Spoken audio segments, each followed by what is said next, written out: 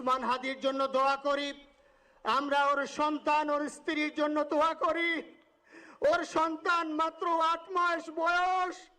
গতকালকে যখন ওর কাছে নিয়ে আসছে, সবাই বাবাকে দেখাবে ওসমান হাদিকে। আমি বললাম কি লাভ হবে, ও তো কোনোদিন ওর বাবার চেহারা কথা বলতে পারবে না। ওর ছেলে আর কোনোদিন জানবে না যে আমার বাবা কেমন ছিল। ভাইরা আমার, ওসমান হাদি আর ফিরে আসবে না। ওসমান, তুমি দেখে যাও, লক্ষ লক্ষ জনতা, তৌহিদি জনতা তোমার জন্য পাগল।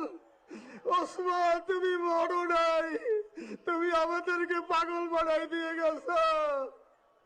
আল্লাহর কাছে আমরা সবাই দোয়া করি, আল্লাহ যেন আমার ভাই শহীদ শরীফ ওসমান হাদিকে জান্নাতুল ফিরদাউসের মেহমান হিসেবে কবুল করেন।